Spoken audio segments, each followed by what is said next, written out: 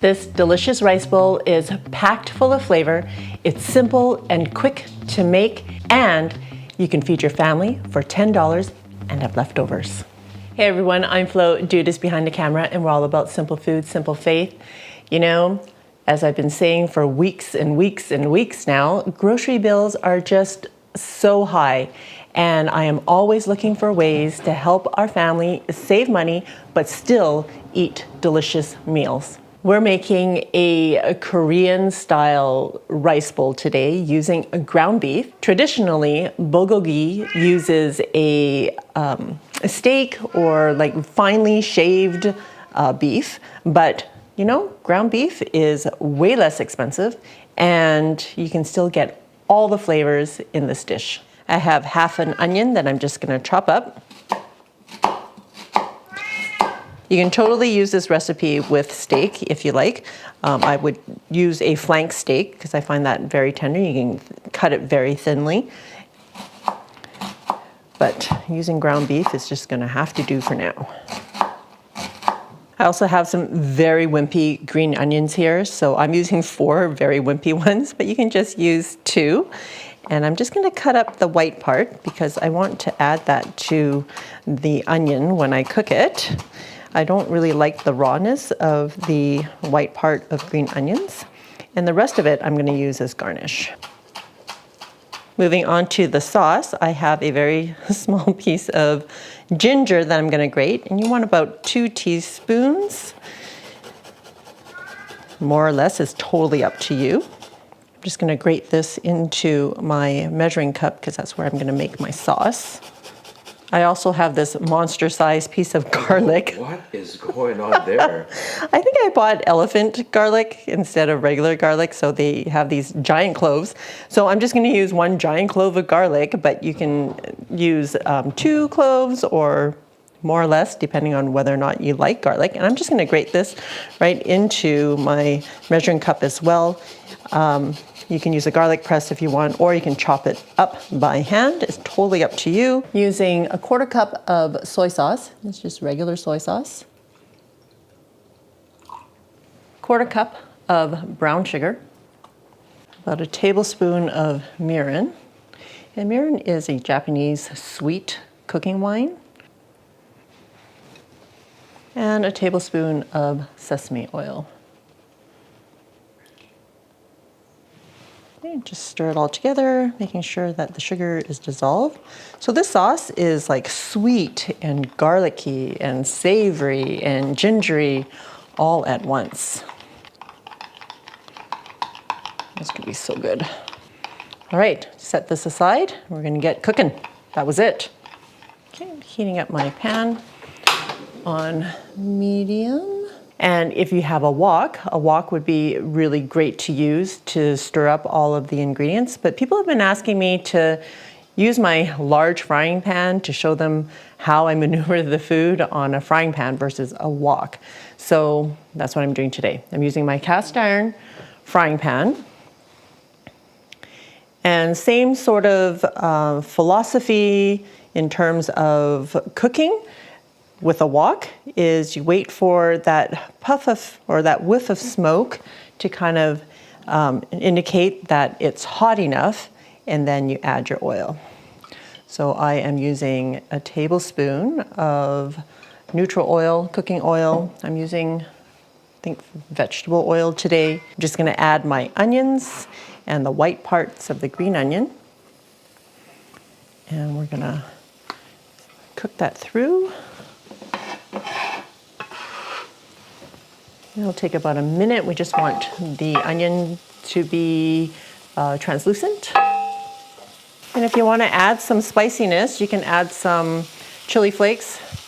I'm just using a large pinch of it. It's probably about 1/2 teaspoon or 1/4 teaspoon.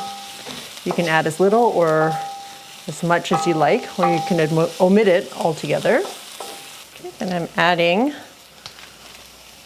about 1.5 pounds of lean ground beef. You can use whatever ground beef you like. Break it up so that you can cook it evenly. It's going to take about 3 to 5 minutes to make sure that the beef is cooked through. Okay, once the beef has done cooking, you can see that it has released a lot of liquid. So we're going to burn that liquid off, but before I do that, I'm just going to add the sauce because all of that extra liquid is also going to burn off. It smells so good, you guys. I wish you guys could smell this. So we're just going to cook this until all that liquid burns off and the sauce will absorb into the beef, and the oil that is in there, or the fat, will also crisp up some of the fats so that you get all this like just delicious texture when you eat this in your rice bowl. So I'm just going to let it simmer until all of the liquid, well, most of the liquid has disappeared or evaporated. Ground beef is so versatile, but often what I find is when I'm searching for ground beef recipes, I come up with meatloaf or meatballs or hamburger. But really, you can add whatever flavors you want to ground beef, and it can be whatever you want it to be. And it's so much more exciting than meatloaf, don't you think? All right, so most of that liquid is gone, and now you see that it's just mostly fat. So I do want it to crisp up a little bit more. I was stirring occasionally to try to get that liquid to burn off faster. And now we're going to let it cook for another minute or two to get that meat crisped up. I don't know if you all can hear the difference in the sound that the frying makes versus earlier when we were just evaporating the liquid.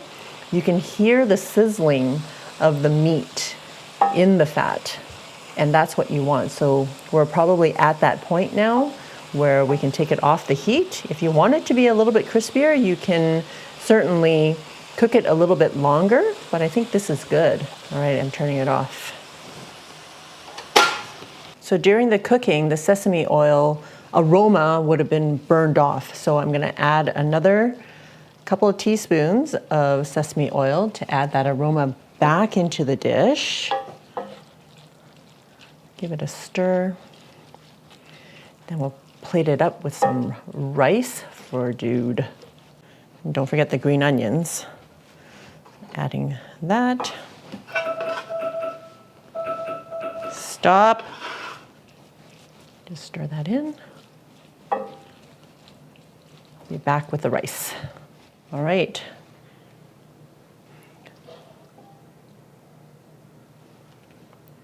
I'm gonna top it with some roasted sesame seeds.